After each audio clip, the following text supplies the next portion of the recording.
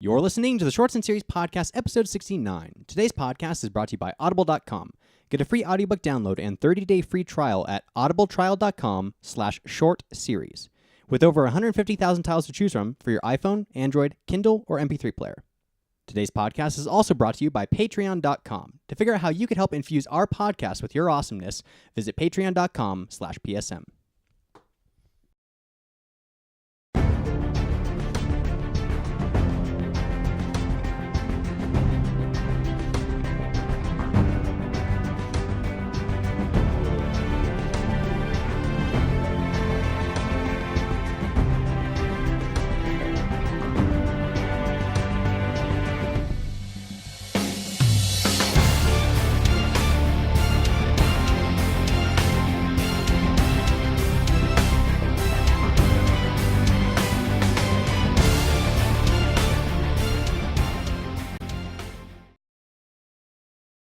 Hello, and welcome back to the Shorts and Series Podcast, the podcast where we endeavor to prove that online video is a force to be reckoned with. I'm Devin. And I'm Nick. And we're back for another amazing short film. Yeah, I was honestly surprised by how good this was. You said it was palindromic. I did not believe you that was possible, but it absolutely is. Yes, they did it really well.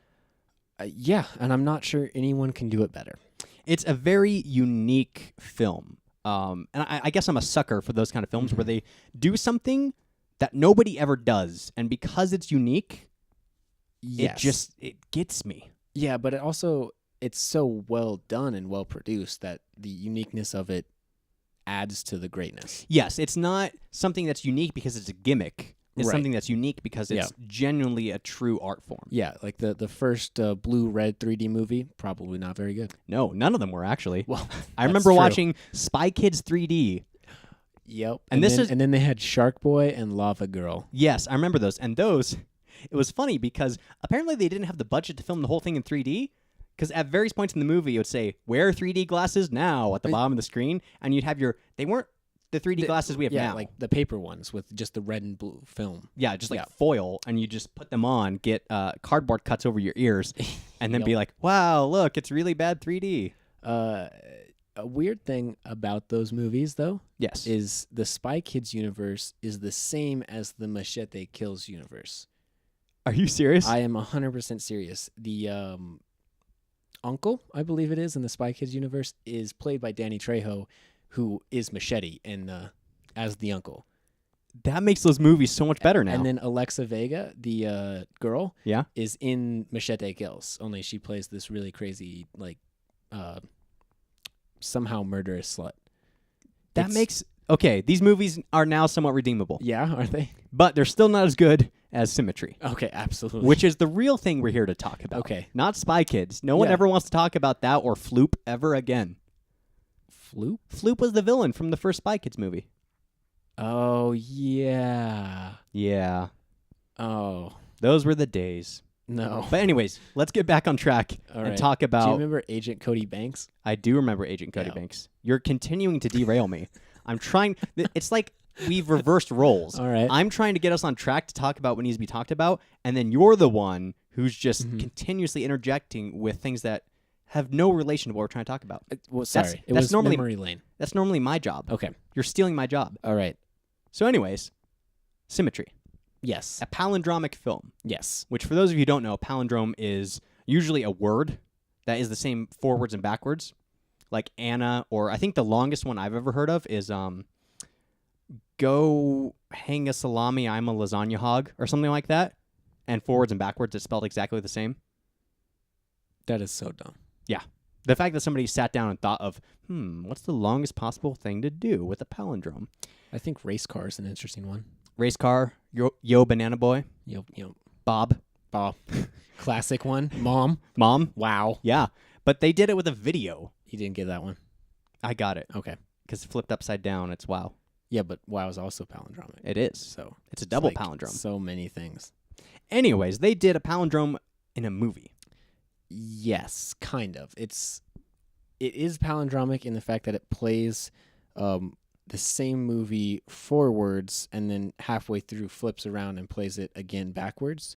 Yes. But it's all mirrored, which I think was the key to making this not dumb. Yes. And before we derail too much and go talking about the creative details, let's get started with the synopsis. Okay. Because for those of you who watched the whole film and left the experience going, what? Dude, what happened? Yeah. Then Nick here will help clarify with his very own handwritten or hand-typed synopsis. All right. Adrift in time, one man experiences love from both beginning to end and into beginning. Almost like a palindrome. Yep. Okay. Exactly like a palindrome. Yep. I must say, Nick, very well done coming up with a synopsis on such a vague and abstract piece. This, I think, was the hardest synopsis I've had to write and definitely the worst that I've written. I think it's pretty good. I'm not saying it's bad. I'm just saying that as the artist, I feel like it's not my best piece of work. Are you calling yourself an artist? Yeah. A synopsis artist? Did, yeah. Okay, we're going to have to All watch right. your ego levels as we go forward with this podcast because they're going through the roof. Yeah. But that being said, very well done, Nick. Thanks. I'm only helping to inflate your ego. Thank you. And Just now pump it up. Okay. Now it's time to give off the credits because, as always, we want to give credit where credit is due. Symmetry was written, directed, and edited by Jan Peniel. Sounds like your job. Yeah, pretty much. Music was by Cliff Martinez and Joseph Hayden, and it stars Edouard Sanville and Daphne Sanville and Romain Peniel. And those were all French names that I'm pretty sure I completely butchered. Yeah. Yeah, absolutely. But I gave it my best, Nick. Okay, I feel like you don't know how to pronounce anything in French. No. The way you said those, I did not know they were in French until I looked at the spelling. Yes, I apologize to any people of French origin or who speak French very well. Sorry. I know how to say bonjour, and that's about it. Okay. Baguette, Buongiorno. escargot. Escargot. That's about. That's about the extent of my French. No, But wait, Van Gogh. Van Gogh, Good one. Vincent Van Gogh. Right, Was he okay. French? Well, no. He was just of go. I don't know if that's French. That sounds French. Okay. Well, we're showing our complete cultural ignorance. All right. And before we derail and go on this for far too long, let's move on to our thoughts on the plot. Okay. It was rather short credits.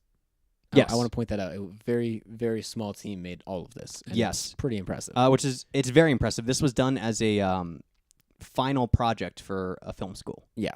So this is probably all one group then? yes, Yeah. which is impressive. I mean, we're talking college kids Absolutely. made this. Yeah. And this is fantastic. Yeah. Do you know what the main actor reminds me of? He reminded me of Edward Cullen. Absolutely. Okay. Only more animated and, Yeah. better. The whole time I'm like, oh, it's Twilight dude. Yeah. Oh, but it's not because he's more awesome. That one scene where he it's shot kind of underneath him and his hair kind of flips up to the side. Yeah. That looks like, I'm pretty sure one of the posters or something because I feel like I've seen that image Of Twilight. of Twilight. Yeah. Yeah, he looked a lot like Edward Cullen, but we're not going to hold that against him. No, because the actor is an attractive guy. Character Yes. is not. Yes. But- exactly. But that being said, let's move on to our thoughts on the plot. Okay. This, again, was a very abstract film. Yeah. The plot is very, very hard to pin down. Yes, and I think it's one of those things where it's open to interpretation, but in a good way. It's not one of those abstract films that just throws out random crap that doesn't make sense and just like, oh, it's because it's interpretive and you're supposed to derive your own meaning. Yeah. No, it's, okay, we're going to give you substantial stuff that somewhat makes sense, and then you get to derive meaning from it in a way that makes sense. Yeah. Does that make sense? It's like the difference between painting by numbers or connect the dots versus a blank piece of paper. Because someone could hand you a blank piece Yeah. of paper. Yep. Somebody can hand you a blank piece of paper and it's like, all right, what image do you see on it? Versus connect the dots, where you can then connect the dots, make the image, and then they ask you, what image do you see? Where does the Rorschach test fit into the spectrum? I do not know. Okay. Somewhere in between. All right. But that being said, I want to present my interpretation of the story. Okay. Okay. The way I see it is it's the story of a couple, Sure. essentially. And the short version is they face trials and then they reconcile. Because at the beginning, they're very happy, and it slowly starts to dissolve, where obviously there's stress introduced in the relationship, a little bit of cold shouldering, it looks like, and then he just straight up leaves and is searching for answers elsewhere and significance elsewhere. And then he runs on this other girl. He's like, oh, yeah. And then, they start getting friendly and whatnot. Mm-hmm. And then he realizes, this isn't what I want. I miss my girl. Okay. And then goes through a process of breaking off the relationship with the second girl and then trying to find the first girl, his girl, and get back to her and mend their relationship. Okay. And that's kind of the story I saw. It was a fight, a breakup, a secondary relationship, just out of, I guess, the fallout, and rebound. then a rebound relationship, and then getting back together because they were truly meant for each other. Okay. I'm gonna say off the bat that was a very convincing interpretation. Okay. I'm not sure if mine is as good as that. What was your interpretation? I mean, that's pretty much it. Okay. The only difference is you can kind of see it as he's living through the breakup and then the other relationship, only because it's all being told in that mirrored, like, reverse time, as you can tell with the radio, where he turns it and then it starts making sense afterwards. Okay. That he's remembering everything, like he's reliving all of this, and that's why you see it twice, because he's thinking about it so much, he's reliving everything. I kind of like that. So he gets into the rebound relationship and is like, this doesn't make me as happy as I once was. Why is that? And that's also why you see those, like, flashes of him with the tea and whatnot. Yeah. So basically, he's unhappy now. He's thinking about why he's not happy. Yes. I like that. So we both pretty much came to the same conclusion, except yours ends in despair and misery, and mine ends in happiness and love. All right. Yeah. Okay. Okay. So that's it. Yeah. I have another reason to back me up. Okay. As to why my theory might be right and yours horribly wrong. Sure. And it's based off of one item, which is the clock. Okay. Because at the beginning of the film, it's 5:05. Yes. And at the end of the film, it's 2020. Right. Because hindsight is 2020. Dang it. You found a way around it. You found a way. My argument was going to be, obviously, 5:05 is earlier than 2020. Right. So it's showing progression of time. Yes. Of linear time. No, yeah, I got that. But then you're just like, hindsight's 2020. Yeah. And I'm like, dang, that's a very good argument. I can't find a way around that. Yeah. I would say, though, the mirroring effect could be interpreted as him as, like, a way of differentiating between his memory and his actuality. It could also be a differentiation of a mindset when he finally makes the decision to get back with Anna. And it's a turning point. Yeah. Yeah. I like how every counter argument we try to throw at each other only then gives our opponent an equally valid counter argument. Yeah, so clearly interpretations can vary completely. Yes. So I like that. I also like how they were able to tell a story with the second half being the same as the first half. Like, the fact that they were able to tell a story in that manner really surprised me, and I really respect them for that. Very good storytelling. But that's about it in terms of plot, really. Yeah. It's really whatever you think it is. Yeah, and the definition of time, or the freedom they take with how time works, kind of makes it difficult to put down plot points, because, A happens, then B happens, then C happens, then C happens, then B happens, then A happens again. Right. Kind of. But very intriguing. And I definitely this is the most fun I've had discussing plot in a while. Yeah, it's not so straightforward. Exactly. We get to argue about it, and it's fun. Huh. Okay. But that being said, let's move on to our thoughts on the characters. All right. We have a guy who doesn't know what he wants, and two girls. So, pretty much every guy's struggle ever. Sure. Although there are a lot of guys who have no idea what they want and no girls. Okay. So I feel like... So like me. Yeah, or me. They should... The ones with two should share one. They should pick the one they don't like and give the other one to someone else. Wow. That was horribly offensive, but was okay, it? Let's go with it. Pick the girl you don't want, and then I'll take her. Whoa, It's not objectifying at all, Nick. Okay. I'll take your leftover girl. If you phrase it like that, Nick, I was phrasing what you were saying. you were paraphrasing what I was saying. I'm just saying. All right. This might give some very Yeah. introspective insight into your mentality, Nick. Give it some. Okay. Let people interpret it as they will. Okay, you're gonna throw that card at Yeah. me. All right. But yes, we have a guy and two girls. Right. Or three characters.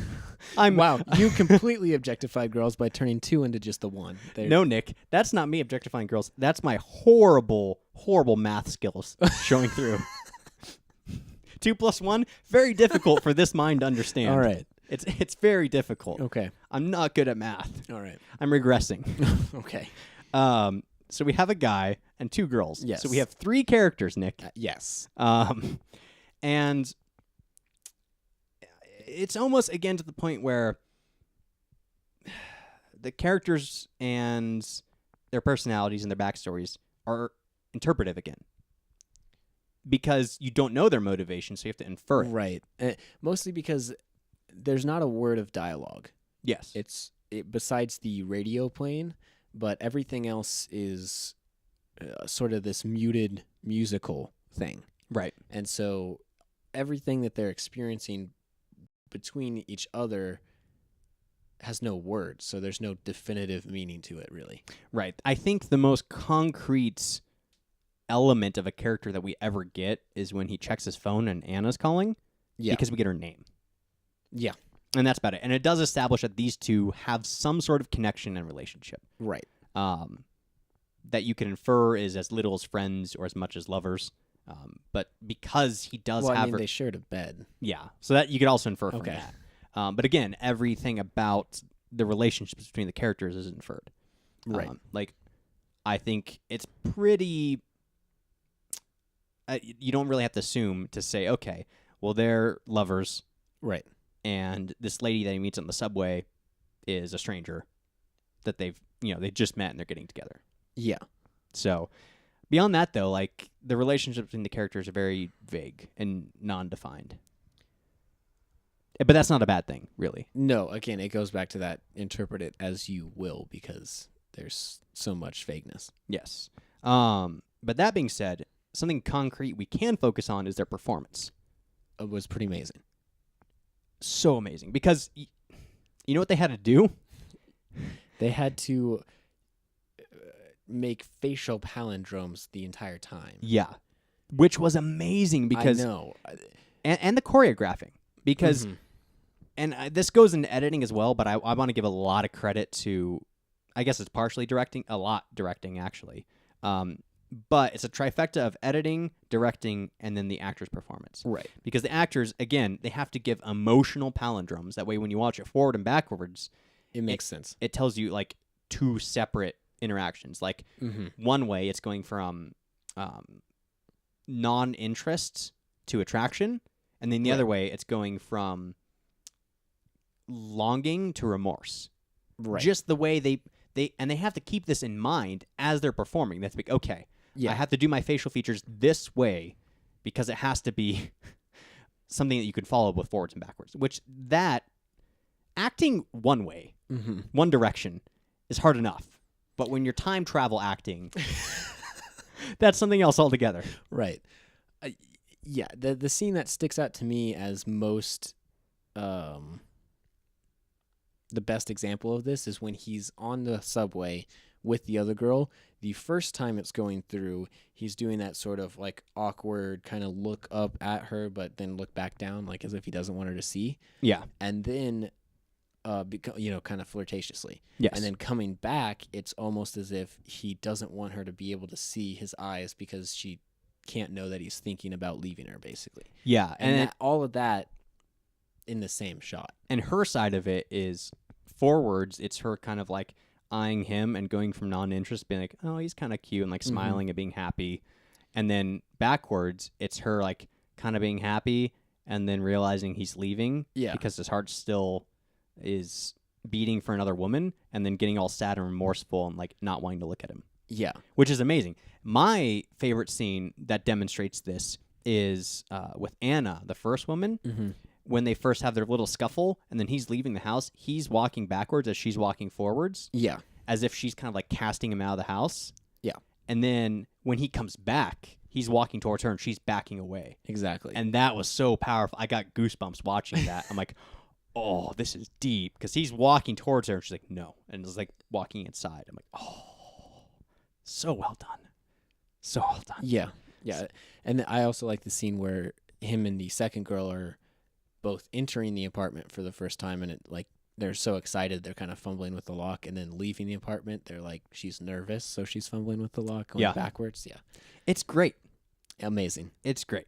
I so much that you can say about their performances. Very well acted. Absolutely, especially because there's no dialogue. Yeah. So all of this was just emotional face acting. Yes, through looks and gestures and the way they held their bodies and moved about the frame were the only tools they had to actually demonstrate emotions, which they did phenomenally. Yeah.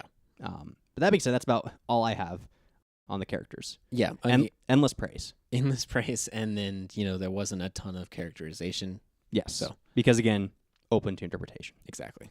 So that being said, let's move on to our thoughts on the creative elements. Sounds like a plan. Yes.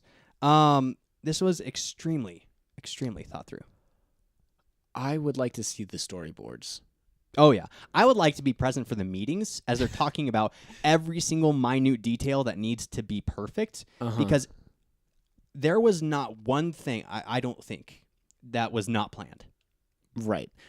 This is the kind of thing where I would like to imagine the writer, director, editor has been sort of thinking and cogitating about this idea for a huge portion of their life. Like maybe when they were a senior in high school and they like learned about palindromes or whatever, they thought, oh, wouldn't it be cool if a movie played backwards and then forwards or whatever? And then going through all of film school kind of kept thinking about that idea, and then this project allowed them to actually do that. And so it's probably the product of years of thinking about it, I would assume. Oh, yeah. It definitely feels like a brainchild. Yeah. Because the word symmetry has so many meanings in this film. Obviously, the palindrome. Obviously, when the second half is the same as the first half, but played backwards. Okay. Yep. And then the symmetry of the mirror. Right, because when you swap into the second half, it then gets mirrored. Yes. So that's symmetry there. But the composition, oh my God. Cinematography for this film. Yeah. Oh, so good. So many, like, static shots of completely symmetrical things, or what was asymmetrical about it had meaning. Yes.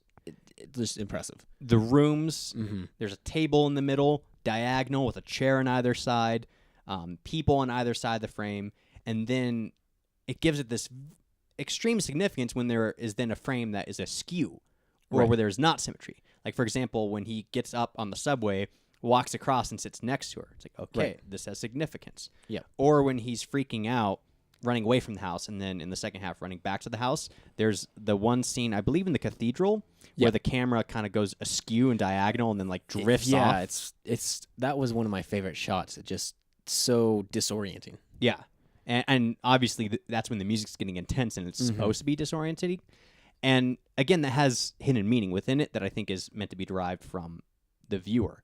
Right. But like maybe he's searching for meaning in various things that are failing him, and that skewing of the camera that then flies off is supposed to be symbolic of that. Yeah. But then coming back the other way, it kind of comes from confusion and snaps into reality. Like so good. It falls into play.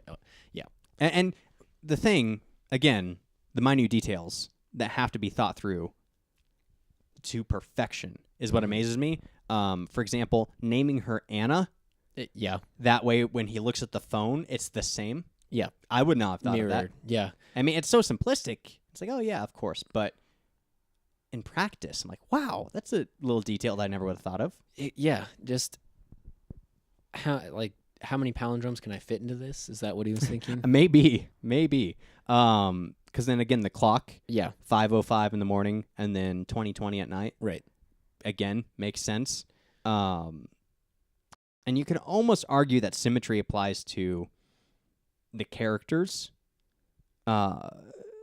like in the beginning when they have their fights and then it Mhm. resolves with them getting back together. That's symmetry, like bookends of a relationship. Yeah.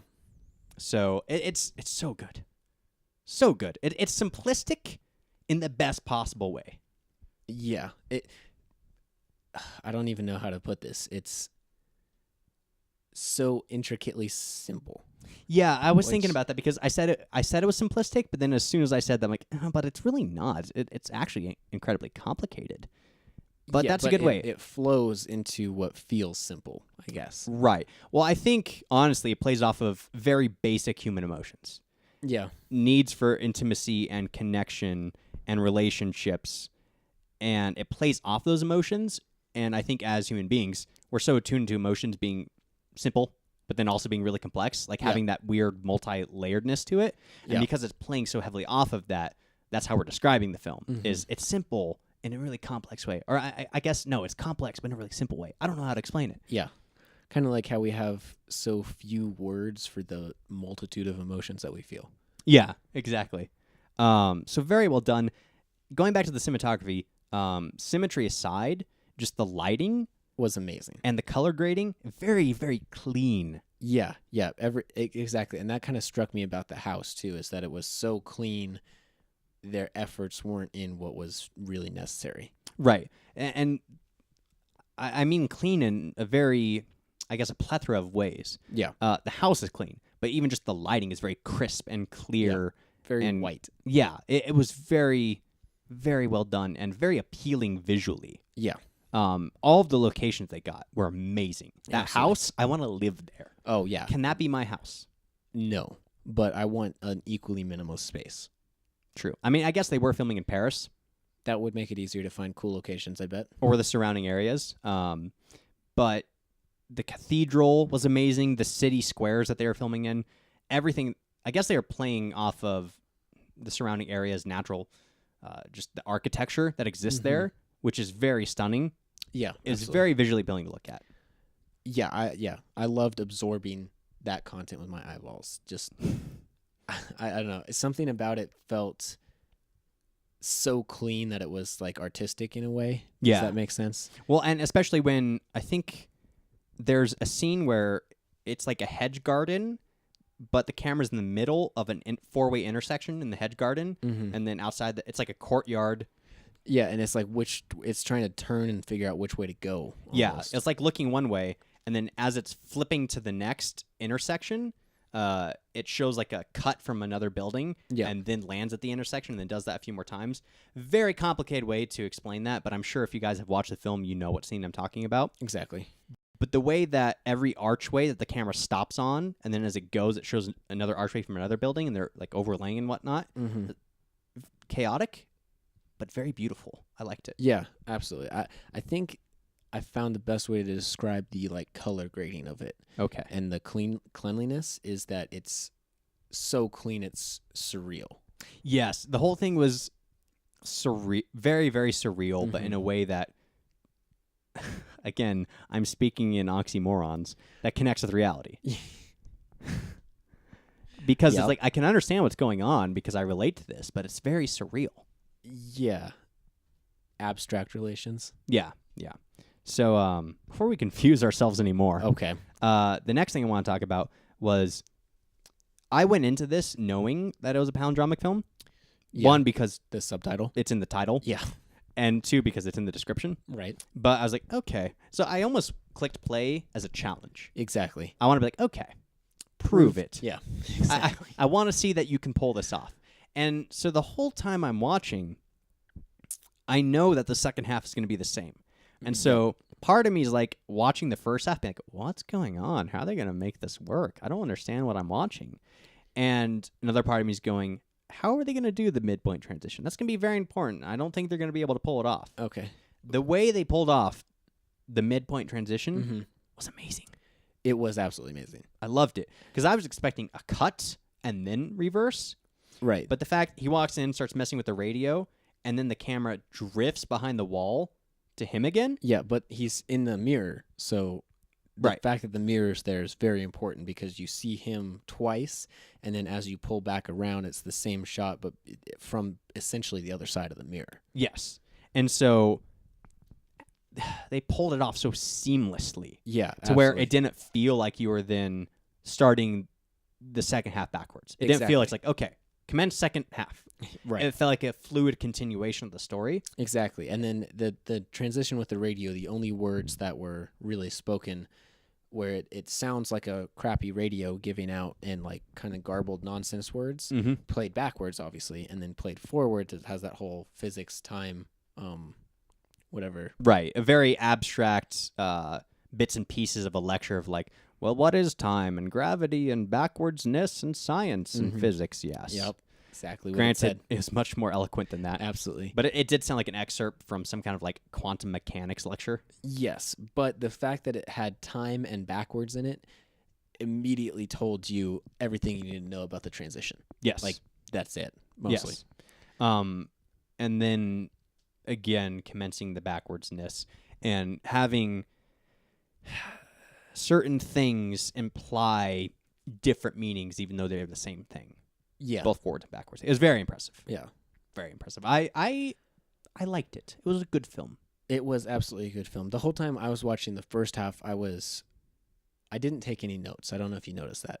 I was so absorbed in watching all the little details so that I could make sure they did in fact play it all backwards that I didn't take notes while I was watching it. Yeah, I put them all in after. I did notice that. Okay. So we approve of this film. Absolutely. Definitely an exercise in thinking. Yes. I liked it. I like having to think when I watch things. I don't like Sometimes. mind-numbing nonsense. Maybe if I'm really tired and not in the mood, but normally when I want visual entertainment, I want to have to think about it, Yeah. No, I would agree. I do the same thing. which makes me, I guess, the antithesis of a normal American. Because all of our entertainment, all of our TV shows, and all of our movies are very mind-numbingly dull, and they don't make you think at all. Yeah. Or you watch them and you find a way to think despite them almost. Yeah, pretty Yeah. much. But we weren't the only ones that went and gave this a watch this week. We're not. Well, I think that a lot of people watched it this week. True. But only one of those people sent us in a feedback email. Yes, and that person just happens to be our usual feedbacker, Mr. Jan Schneider from Germany. Thank you, Jan. And he sent us in an email giving his feedback about the film. But before Nick reads that off, as he's looking for that email, I want to remind you guys that today's podcast is brought to you by Audible.com. Nick, did you know they have over 150,000 titles to choose from? I did. They're downloadable, in fact. Yes. If you've ever felt the need to read a book with your ears, you can now do so. It's absolutely true. Audible has sat down with their team of scientists, and through many years of very, very hard genetic engineering have made this possible. No. Yes. No, they just recorded some people reading books. Nick, I was trying to make it into a big sci-fi thing. Right. Yeah. Was it supposed to be a sci-fi segue? No, I was just Okay. saying Audible has an incredible science team that have made it possible to read books with ears. Okay. That's kind of freaky. That is freaky. You know what else is freaky? What? Freakonomics. That's a good book. It is a good book, and you could get it for free. Yes. Go to audible.com/something. Short series. Audibletrial.com/short series. You could get a free 30-day trial and a free download of any book of your choice, although I would highly recommend Freakonomics. It's a good one. It's a good book, and you can get started today. You could also help support us. Absolutely. It's a win-win. You get free stuff, and we get a little help from Audible. Yes, we do. So go do it. And thank you, Audible. Yes. Also, thank you, Jan, for sending in your email, which we are now going to read. You mean I'm now going to read? Well, yes. Okay. He starts off saying, "Hey guys," and then he sends us a link to a video we should review next time, kind of cryptically saying, "I'll send you the name and the link, but I'm not going to tell you what it's about because I want to see if you can guess." What? And I don't know what that means because I haven't watched the video yet, but I am intrigued. Yes, we'll So- definitely give that a watch after we're done with this podcast, Jan. Absolutely. Also, Jan, before we go on with your email, want to let you know that this barely made it in time. Oh, absolutely. You're lucky. We actually got together earlier today to film a short, little short film for you guys Yes. that you could be watching for here in the near future. I think Jan might be watching. Oh, we have a We viewer. have one viewer, and it could be Jan. It could be Jan. Jan, if that's you, thank you for joining the live stream. Absolutely. If it's not you, then whoever it is, thank you for joining the live stream. But basically, we filmed a short film earlier today, Yes. which kind of postponed the podcast Yes, by about 45 minutes. Yes, which, had we started recording when we normally do, Jan, your email would not have made it. It might have been neglected because I checked my email just before we record. Yes. And then as we're recording, I don't want to be bothering with my phone to check the email, so I don't. Yes. So you made it about 10 minutes before we started recording. Yes. 10 minutes. You got very lucky, but thank you for sending it in because we love having feedback to read off on the podcast, to know that there's other people that also watch this. And enjoy thinking. Exactly. So, and writing. And being part of the conversation. Absolutely. So Jan writes in, now let's get to Symmetry. I've never seen anything this original on YouTube or Vimeo. Yes. That is a commendation. That says a lot. Because, Absolutely. Because Vimeo, I would say YouTube is more for the casual audience. Yeah. So it appeals to more people. Still very good quality. Yeah. But Vimeo is more like the niche, artistic-y where audience. the unique stuff will be found. Exactly. Very unique stuff. And the fact that this says is more unique than all of that. Yes. That's saying a lot. Absolutely. He goes on, it's such an amazing concept with an okay story because, let's be honest, the story wasn't that original. Guy and girl are happy, get increasingly more detached. Guy leaves, meets new girl, remembers how much he loved his old girl, and then comes back. Happy ending. But if you look at it from a different angle, more sides to the story are revealed.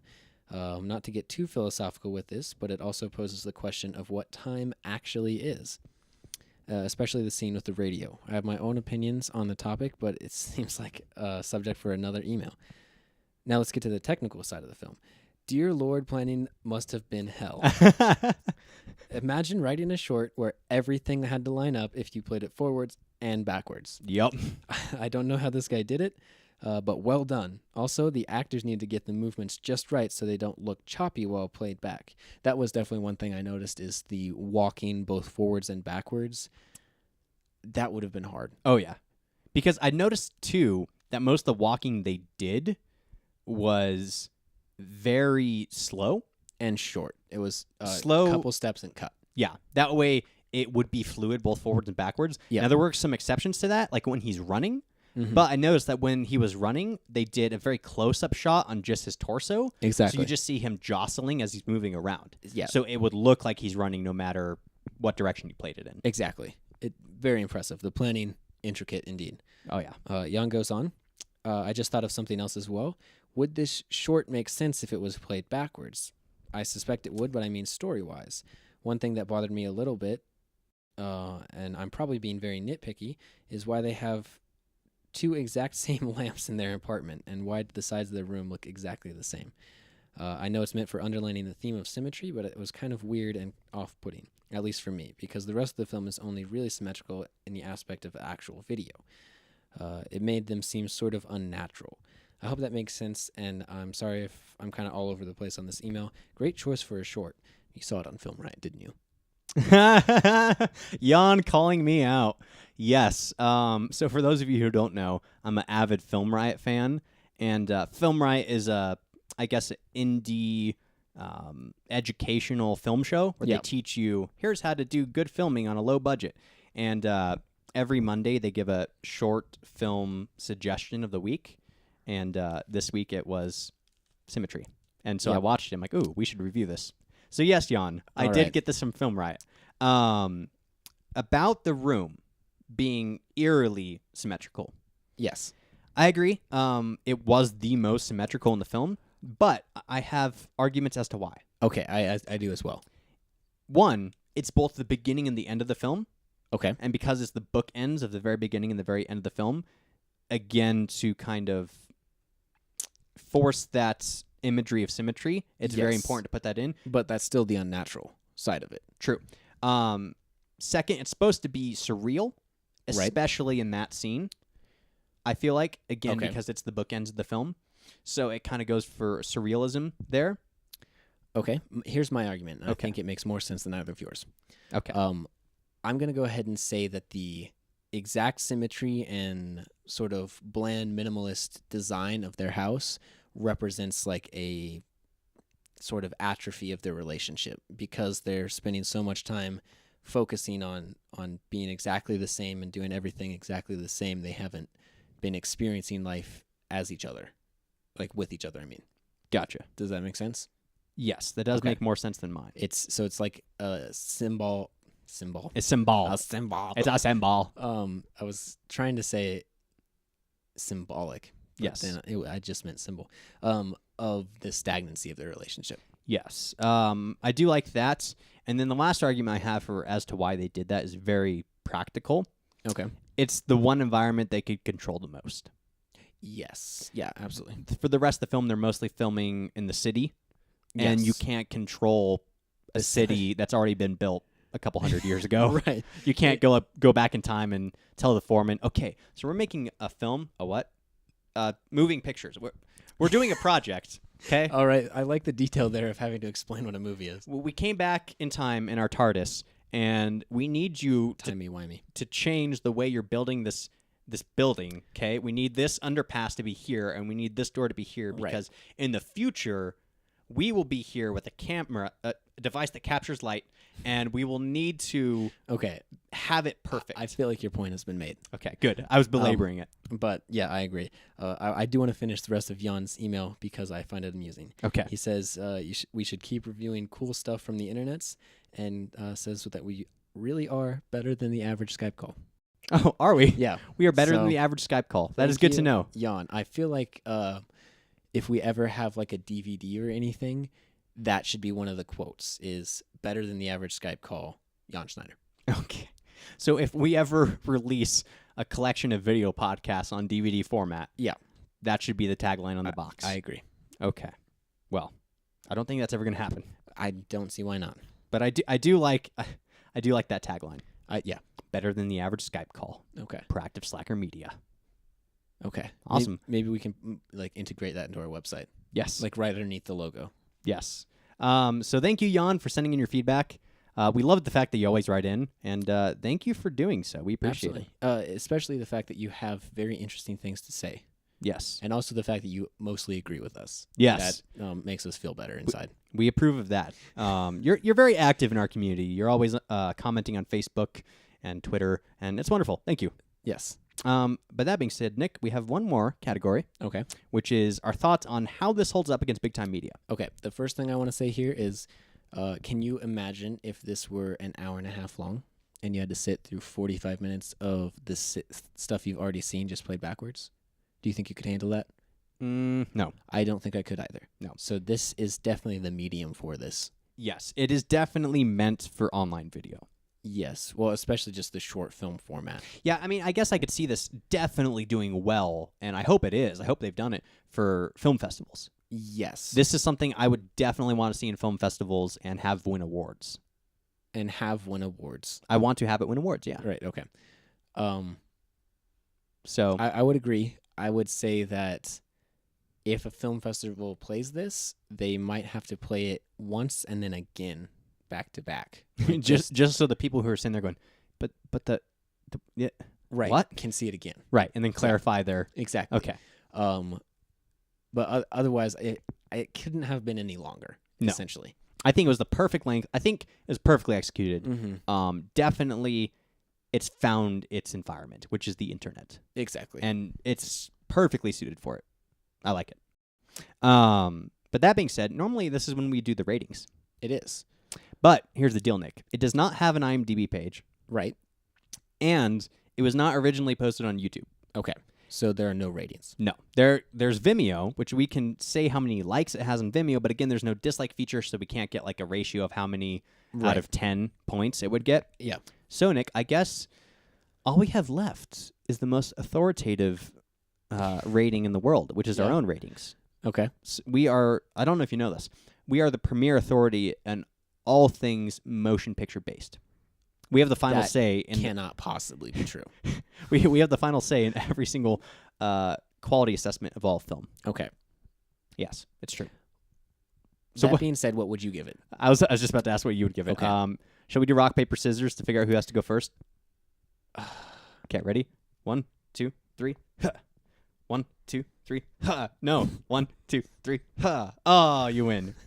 For those of you not watching the video podcast, that'd be really weird. Yeah, it went scissors, scissors, paper, paper, and then I had Rocky had scissors, so Yes. I win. So I have to go first. I guess. Okay. I would give this. This is a tough one. Yeah. This might be a while, Nick. Okay, I have a number. Shall I brood for 20 minutes? No. I'll go first. I'm going to give it No. I have to go first, Nick. All right. I lost the rock, paper, scissors. Doesn't winner get a pick? What? Winner gets to pick who goes first, right? Oh, no, I thought it was just because I lost, I had to go first. Well, it doesn't. Okay, whatever. Okay. Say a number between 1 and 10. I'm going to give it a 9.6. Yeah? Yeah. Okay. What would you give That's a solid rating. I was going to originally give it a 9.5. Okay. But I've changed that to a 9.0. Whoa. Because of Jan's email, actually. I didn't realize just how cookie cutter the story was until he pointed it out so blatantly. I feel like I inferred more than was actually there. Okay. And I don't know if that's necessarily a bad thing, but I feel like if the story had been maybe an eighth as original as the concept, it would have been a little bit better. Okay. Well, I did not think about that either, so may I change my rating? No, you've already said it. Dang it. Okay. Never mind. What would you change it to? Well, if you said I could? couldn't, so No, I guess I'm but not going to. I'm asking if what you would have if you could have. Nice way to work in a Right. loophole so I could change it. Yeah. Thank you, Nick. I would give it a 9.3. Okay, so still higher than mine. Yes. But again, that's why I would knock it down 0.3 points is because of the story. It was very cliche and not very original. Yeah. But the way it was told completely makes up for that in my mind. Yeah, absolutely. If A 9.0 is still a fantastic rating. Yeah, if I have to break it down, visuals, they get a 10 out of 10. Oh, Absolutely. Storytelling, 9.8 out of 10. And then, well, in terms of like execution, how they tell the story, Right, no. 9.8 out of 10. And then the story itself would get like a 5. Wow, a 5. 5 or 6. I mean, Okay. again, it's very cliche. Yeah. Guy meets girl, falls in love, rough times, breaks up. Other girl doesn't love her as much, goes back to original girl. So not very original, but 9.3 overall. That's pretty good. I would say so, yeah. And that's about it for me. I think so. So, That wraps up our podcast, I guess. I guess so. Thank you, Jan, for sending in feedback. If you want to be like Jan and send in feedback of your own, which we can read to everybody, Yes. you can email us, feedback@proactivesoccermedia.com, or call our Google Voice line, and we can play your message on the podcast. The number there is 720-295-0885. Yes, you could also leave some feedback in the comments of this YouTube video if you're watching on YouTube, which you should, because Nick, I don't know, have I mentioned this? But we're doing video podcasts now. I think you might have mentioned that. We're doing video podcasts. Yes, we are. YouTube.com/proactiveslackers. Is the channel. And we're also doing live streams. We are. So We're actually doing one right now. yes, it is live. We have our viewer left, but we had a viewer to prove it. We had a viewer. So he or she can attest to the fact that it was live at some point. Yes. Also, you can definitely check out our website. proactivesoccermedia.com. And if that doesn't work, we're having some issues with Squarespace, which you definitely know if you've listened to any podcast ever. It's proactivesoccermedia.squarespace.com. Less professional, but it works. Right, and that's the important part, I guess. Yes. You could also give us a like on Facebook. Facebook.com/proactivesoccermedia. Which, Nick, earlier we were kind of dropping hints about a short film that we had just recorded earlier today. Yes. You may be seeing some stills from said upcoming video on Facebook here soon. So there's a little incentive to go like our Facebook page. Right. All I'll say is J.J. Abrams. Sure. That's your teaser. Okay. We're doing a short film with J.J. Abrams. That's not remotely true. No, it's not. But he was at my house. Yes, he was at... Not true, though. Well, maybe. Anyway, so go to Facebook to check out those screen captures coming here soon. You could also give us a follow on Twitter. Twitter.com/PSM_company. That is how we interact with you guys during the live streams. Yes. So if there's a live stream going on and you want to interact with us, just do @PSM_company. We will get that and we could respond. Yes. Also, speaking of Twitter, we have our own personal Twitters. Yes, I'm @ProSlackerNick. And I'm @Devin_H. That's DEVYNN_H. Yours wasn't a different word, so. Yeah. I just tweeted a picture of what we see in front of the camera. Yes. This is our first video podcast with our fancy new studio lighting. Yes. And it's rather blinding for us. It's very bright in here. So go check out that picture on Nick's Twitter. Yep. And also, you should go check out our Cafe Press store. cafepress.com/proactive-media. And if you want to help support us financially with them monies, then you could do so with our Patreon page, which is patreon.com/PSM. Yes. And then as far as what we're going to be watching next week, Yes. it's an important thing that you should know. We're going to be watching Platoon of Power Squadron, Episode 2, Parts 2 and 3. Boom. There you go. Yep. So 2 parts. We did the first part in the first episode of that, Yes. and then we're now doing 2 parts an episode to kind of speed it up because the episodes, or the parts, are kind of short. So Yeah, and we did just a one-parter because we want to reintroduce you guys to Season 2. yes, I believe we did that for season 1 as well. Yes. Yeah.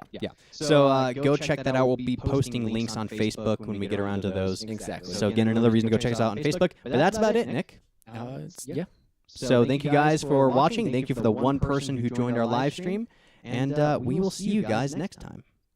Yeah. We'll see you next Monday or Sunday night. Depending on whether or not you join the live stream. Yep. For this Shorts and Series podcast. Yes. Or next Thursday night. Or Friday if you're listening to the not live stream, because that wasn't a confusing way to word that. No. It'll be the Proactive Soccer podcast. Yes. And also, hopefully next podcast we'll find a way to present all of this crap ton of information in a much more fluid and streamlined way. Because that's a lot of stuff to say. It is. It's usually always like the last 20% of our podcast is just us giving out links. Yeah. Maybe we should either cut down on the links or rapid fire them.